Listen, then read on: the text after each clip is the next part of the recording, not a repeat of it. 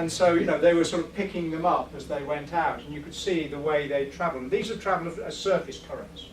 And you can guarantee that if your plastic ducks went over somewhere around one of these gyres, right in the middle of these plastic gyres, all you would hear would be whack, whack. Well, if they went. But basically, you know, you can imagine coming on this great pile of plastic ducts because it's gradually being concentrated down. This is, of course, surface water and surface circulation, the gyres. And it does trap, it doesn't obviously keep all the water. We can see that some water will escape and some will move, as we'll see later on. But effectively, these gyres are important parts of the ocean system for concentrating surface characteristics of the ocean. And we also have gyres elsewhere. So, for instance, there's a very important gyre called the Beaufort gyre in the centre of the Arctic Ocean. Now, it's not easy. People don't have an image of the Arctic Ocean. It's sort of just up there somewhere. If you actually look down on the Arctic Ocean, then what you notice is that here's Russia, Scandinavia, here's the gap to Greenland, and there's a big basin, or several mini basins, sitting in the middle of the Arctic Ocean. And if you actually look at the surface currents, what you find is that obviously water is trying to escape from the Arctic Ocean. As it moves, it's looking for escape. It cannot escape through the Bering Straits. Very little water escapes from the Bering Straits. Between Alaska and Siberia, largely because there's water coming in, there's warmer water coming, trying to get in through there, but it's incredibly narrow. So and it also has difficulty as surface water escaping between Scandinavia and Svalbard, because the thermohaline circulation, the Gulf Stream, is moving warm surface water into the Arctic at that particular level. So we can see these red arrows coming in through there. The same is true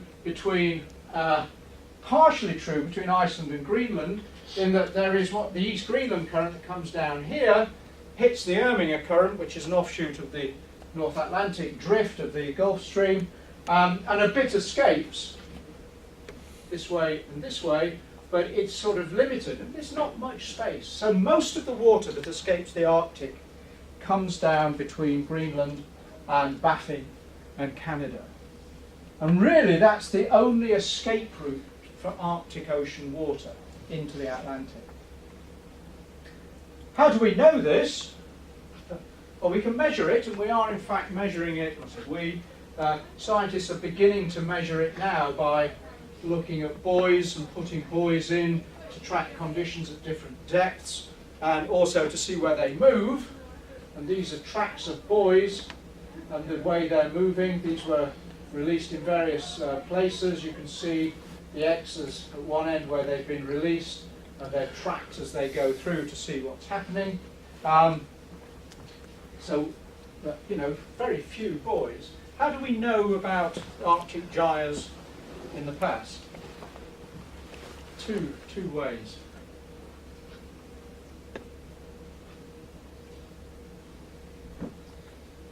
Thinking back to sort of good old Victorian stiff upper lip.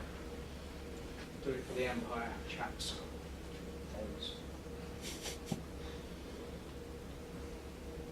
Well, if you went to the Arctic, certainly the Antarctic, one of the plans was, as an Arctic explorer, that you went up and froze yourself in the ice. Because ideally, then the ice would carry you to, if you knew where the movement was going to be, you could actually go round. So Nansen in the Fram and that went in, froze into the ice, and was transported in the ice with the gyre. So actually, you didn't have to walk anywhere. You just sort of froze yourself in. As long as your boat didn't collapse and you got enough blubber to eat or whatever, you just moved. And you could see. And if you look at people who get trapped in the ice, or things that get trapped in the ice, they effectively move through the Arctic on the gyre, on the Beaufort gyre. There's another way of doing it. What else goes into the Arctic Ocean? There's two things that go into the Arctic Ocean you may or may not know about. What sort of ends up as, inverted commas, trash of natural or unnatural form in the Arctic?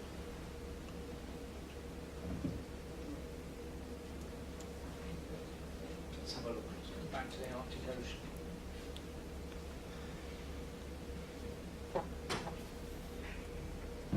What comes from Asia? Big rivers coming into there. What do you think it deposits in the Arctic Ocean? Sediment. Yes. But what else? Bigger than sediment.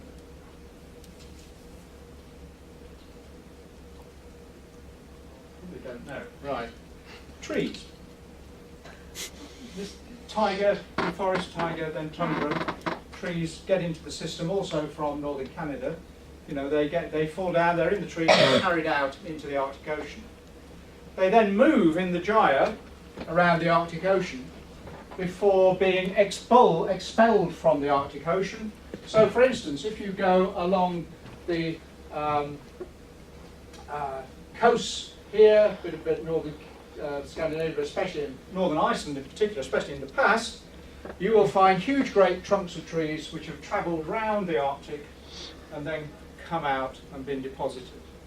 And in fact, these logs, driftwood, was the main building source for Greenland and for Iceland, because you've got proper trees, you've got big larch trees or fir trees coming out. So in fact, and you still see it today, if you go along any of these coastal areas, especially northern Iceland coast, especially where it's not very well inhabited, or along northern Greenland, especially along this coast here, miles above the Arctic Circle, you will find big logs on the surface.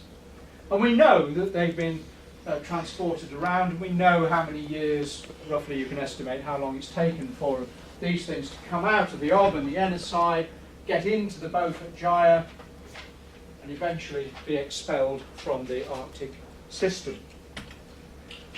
Now there's a slight, do you know what the Russians do or have been doing off this area near Murmansk and to the east of Murmansk off here?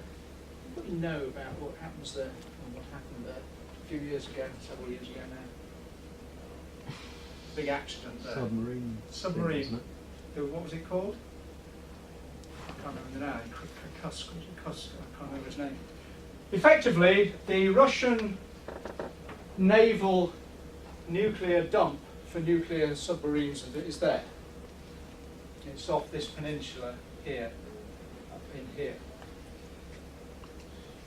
If you look at the surface circulation, you look at the wave circulation, then basically that anything deposited in here will get into this pattern here and will eventually find its way out past there. So there has been and still is concern, because the Russians obviously haven't said what they've dumped there, about radioactive waste actually being dumped in the Arctic, but actually then finding its way out through these by Greenland and into the North Atlantic.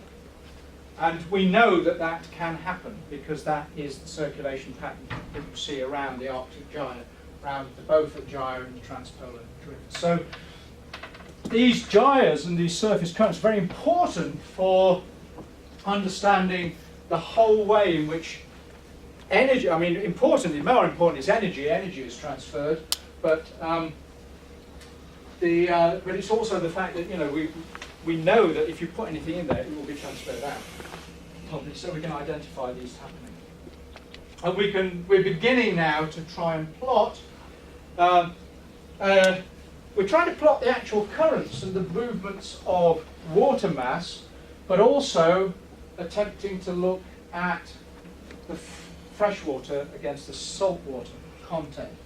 And if you look at the Beaufort Gyre, you look at the Arctic Ocean as a whole, there's been a significant change in the freshwater content going into that over recent years, largely due to melting of ice, melting of land ice, and of course melting of permafrost getting into allowing water to come out from northern Canada and from Siberia. And we see major shifts in the amount of fresh water that goes out of there. Of course, the irony of it is the more fresh water you put in, the easier it is to freeze the ocean, and it's a matter of balance as a threshold of when do you actually, is it enough just to keep, the temperature is enough to prevent it from freezing rather than the salinity of the water from keeping it from freezing. The same is true around the Antarctic as well. The Antarctic has a series of gyres around it. We have this Antarctic circumpolar current that goes around. But as you get closer to the Arctic, there are small gyres off the Arctic. So if you look at the top diagram, we've got the Antarctic circumantarctic current going round, Antarctic circumpolar current, ACC, sometimes AACC. And what you see is that there are small Weddell Sea, Ross Sea gyres, Mawson subpolar gyres, especially the Weddell and the Ross, which are very big ones. And the idea with this is that obviously that traps what's going on in those little gyres off Antarctica. So that traps water of a particular temperature and of a particular salinity. If you start getting warmer water into those gyres, then that warmer water is going to be concentrated in those areas off Antarctica. Now the concern therefore is that that gives the opportunity for heat to be entrained towards Antarctica, and also for the heat to be trapped in that part of Antarctica. Not just bringing it in, but actually making it available by actually trapping it in these gyres. And so one of the questions for the future is the degree to which it is possible to break into these gyres with significant amounts of water of sufficient temperature, because that will then give the Antarctic Peninsula greater heat availability to break down. What would be the particular concern